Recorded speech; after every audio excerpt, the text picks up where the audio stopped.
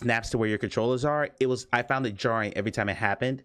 So I'm trying to figure out a smoother way to handle that. I may just live with it, honestly. But because I got stuck on that and I went down the rabbit hole of trying to make that better, I kind of didn't work on anything else this month. So knowing that I want to get a prototype out as soon as possible, I have now cut it back to where it's just one single character that you're controlling. It's still turn-based. It's still character to me, character to me. It's simple faded blink sounds, right? No. The fade works fine. It's the fact that because you take control of a character that was in a idle pose, so their hands were like hanging down by their sides, it goes from that to, and then your hands pop in front of your face, and then I'll have to film it. So you kind of see, because it's really hard to explain. But basically, taking control of a character who wasn't posed exactly as you were when the transition happened is jarring. It's really jarring. When it fades back in, like the character snaps to your view. And it's a really weird thing that happens. So I'm trying to figure out how to make that feel a little bit smoother, so I don't want to like disorient the player. But I don't know. I know one first-person game, Arc Axer 2, that lets you control multiple characters going back and forth. The only other games I know that let you control more than one character are third-person games. Demeo, Augmented Empire, so on and so forth. So I've not seen a first-person VR game do it without two characters being in two different locations. So it's a problem that I haven't seen solved yet, so I'm trying to solve it. This is the last creature, Capilloproboscid. And I don't think I watched the sketch chat for this one, so we'll watch this one together, and then we'll move on to the ranking stuff. So this one's not gonna make it in the game either. It doesn't fit any of the narrative of what I've sketched out, but it's very cool, so I can definitely see myself using this somewhere down the line. If I ever make a sci-fi game, definitely, because this thing screams sci-fi to me. Absolutely screams sci-fi to me.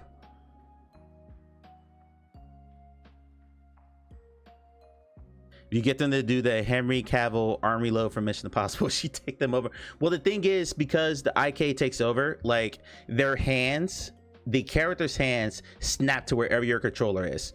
So if you, let's just say for some reason you had your arms crossed, it like contorts. Like basically they look like a contortionist, and I have to like shake the arms out and everything to make them kind of like reset, like a force reset.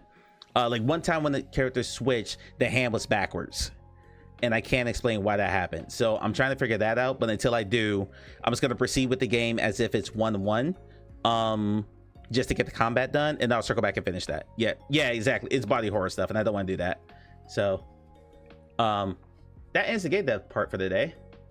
Let's get into the rankings. So I asked everyone I knew that had played all of the Walkabout Mini Golf DLCs for the year. So that was Faye, Oni, Amelia, Russ, and myself, and we all ranked all the courses. A few of us provided comments, so I'll go through these one by one and then give you the comments. The full chart is here, so if you're watching this stream, you'll know all the rankings. If you're not watching, I'm gonna go through them one by one. Faye, from worst to first, all these will be from worst to first. In last place, she had Viva Las Vegas, and you'll quickly see I'm the only person who did not rank Vegas last. Literally the only person who did rank Vegas last. Vegas, she wrote, tough choice about Olympus, but the look of Olympus won over Vegas for me. Both had at least one hole that drove me mad. So in last place, Viva Las Vegas. Sixth place was Mount Olympus, followed by Forgotten Fairyland in fifth. Alice in Wonderland in fourth, or Alice's Wonderland. I can't remember what the exact name of that course is. For Alice in Wonderland in fourth. Ratcliffe's third, Tokyo second, and Crystal Lair number one for Faye. Amelia, Vegas was in last. She gave me commentary for each one of these. Vegas is well done, but not my aesthetic, but the interactables were cool.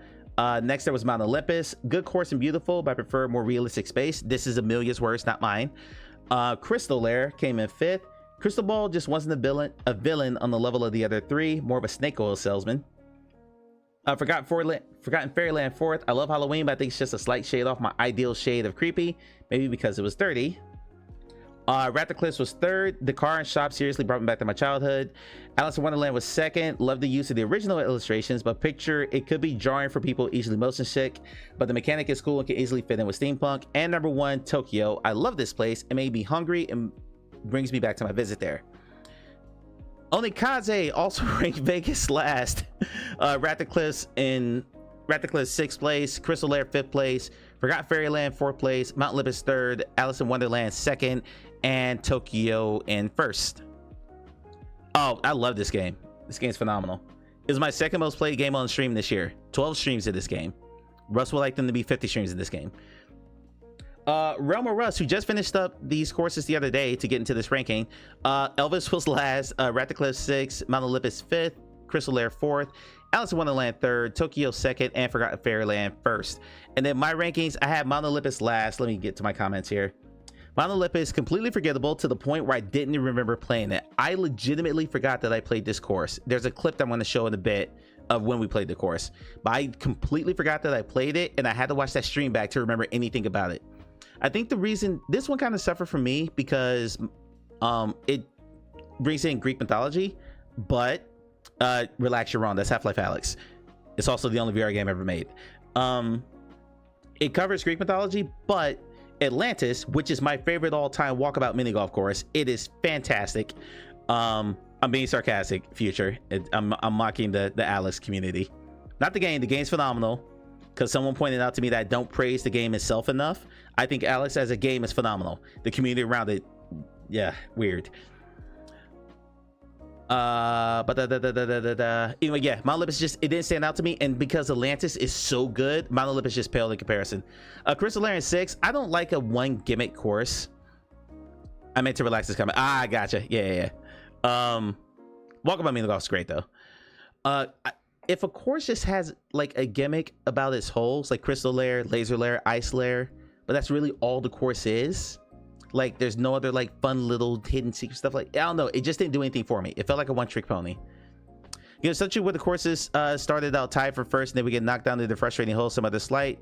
More to try to rank them, then things were bad. Yeah. Like, let's be clear, none of these were bad. None of these at all were bad.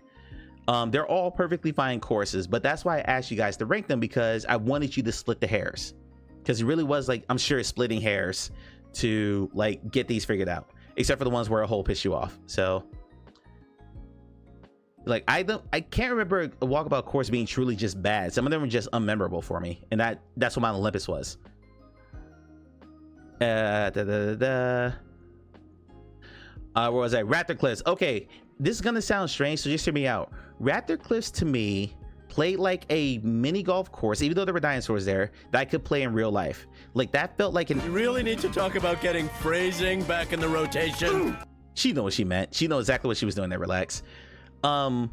It felt like the most mini golfy course of all these. All these other ones feel like a museum kind of thing that a mini golf course was dropped into, if that makes sense.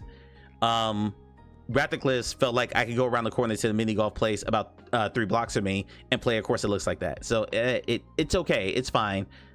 Just the other 4 I thought were better. Alice in Wonderland was fine. Loved all the imagery. Loved everything about that course. Just I like these other 3 better. I like the Elvis course. I don't care what anyone says. Oh, by the way, Raptor Cliffs also had horrific music. If you don't like country, oh god, the music's bad there. I liked all the Elvis course. That's another one of those, if you know anything about Elvis, there's all these little Easter eggs and hidden about. There's interactables there. There's a hole that plays like a piano. You can play with the guitar. There's so many. I have more, and also I have more clips from the Elvis course than any other walkabout course this year. That whole course, it's just good stuff. Yeah, relax. I know how you feel about Vegas, but like I said, I like the course. I'm clearly the only one, because overall rankings we'll talk about in a second.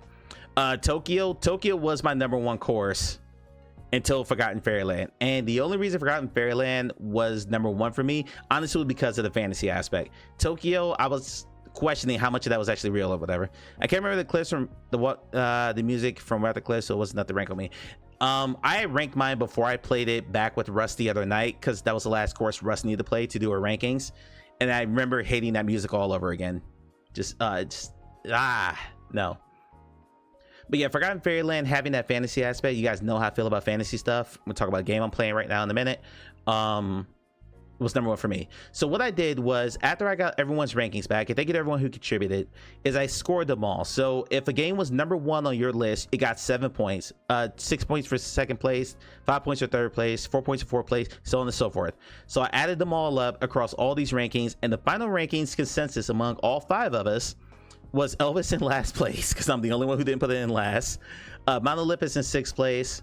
Raptor Cliffs in 5th. Crystal Lair in 4th.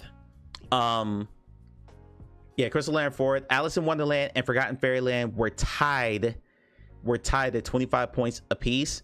I gave it to Forgotten Fairyland because it got 2 first place votes, and Alice in Wonderland did not get a single first place vote. So even though there's a bit more disparity, yeah, I just gave Forgotten Fairyland the nod because it got top marks twice. And then number 1 overall was Tokyo. Tokyo did not place worse than 2nd on anyone's listing. It was 2nd for Faye, myself, and Russ. It was 1st for Amelia Onikaze. So there you go. Those are the walkabout rankings for the year. I just pressed for your Google document on it. Thank you. Appreciate it.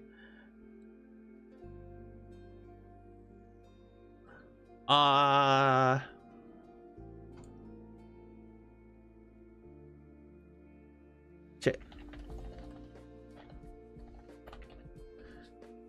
A quick aside, I'm addicted to this game. This is Trails in the Sky first chapter. I think I was probably a bit harsh on Wonderland, try to count recency bias. That's fair. I mean, and that I'm sure it can creep in for sure. This is a turn-based ATB, that's tech timey based JRPG. I have never played a Trails game, even though this series has been around for nearly 20 years and has, I think, 13 games. So I finally picked one up, picked up the demo. Excuse me. So I finally picked up the demo for this because I had never played a game for Neon Falcom, they've been making JRPGs for 2 decades now, and finally played it. I thought the demo was fantastic. I did not want it to end. ATB, B as in boy. It's basically a timey-based combat system. Yeah, I thought this was fantastic. So I'm going to no-life this game the second I get it. Active timeout. Thank you. I can't remember what they stood for. Yeah, that's all I gotta say. I love this game. I'm gonna play probably this entire list of games here that they have. Like, I will buy every single one of these. I've never played any of the Eve's games. Looking forward to checking that out. So my next year in terms of flat gaming, aside from Nintendo games that I get my Switch to, will be me deep diving all of Falcom's library, because Trails in the Sky first chapter was that good. Trails in the Sky second chapter comes out in June, so looking forward to it. Really looking forward to it. With all that said, okay, what's the next thing to do? Any, meeny, miny, mo. All right, let's do these. In the Discord, I'll download the demo. Yeah, give it a shot. It is an acquired taste. If you do not like heavily JRPG tropes, the 2 leads are teenagers. The girl is a bit of a shrieker. The guy is played by the Black Ranger Johnny Young Boss, for those who don't know. If you don't like JRPG tropes, you're probably not gonna like it. As someone who has played JRPGs my whole life, I thought it was fantastic, but I had a great time playing it. Now on to the top 5s. Where's Discord? Here's Discord. Over in the Discord, I asked everyone, I made a whole channel called Top 5, and I asked everyone to post, and I'm going to quote this exactly because someone misconstrued the message. They gave me a weird list, but I'm going to go through it anyway. What are the top 5 favorite games you played for the first time ever in 2025? That did not mean that the game came out in 2025. We say that for Critiquemas. Games that you played for the first time. So it could have been something from your backlog, anything like that. You played it for the first time in 2025. What are the top 5 games that you played? So in order of the people who posted, I'm just going to go through each one of them. The idea, yeah, exactly. You're very relaxed. I have 3 windows like this. I have 3 windows just like this with all these tabs. The idea behind this exercise is it's very easy to overlook a game, or maybe you're like, huh, well, this person liked the game and I kind of like some of the games they like, so maybe I'll give this a shot. That's kind of the point of this, is hopefully this maybe entices you to check out the game. I'm always trying to get you guys to, like, you know, consider a game you hadn't considered before, or expose you to a game you've never seen before. My whole channel is built around VR. Most of you are being exposed to games for the first time because of me, and I take that very seriously. So I want you guys to contribute to excuse me, I want you guys to contribute to this and just kind of share the things that you enjoyed in a year, and maybe someone else says, oh, well, that person enjoyed it, maybe I'll enjoy it too. So starting out the list with Faye posted first. Faye, correct me if I'm wrong. Are these ranked 1 to 5? Like number 1 is your favorite, or are these just 5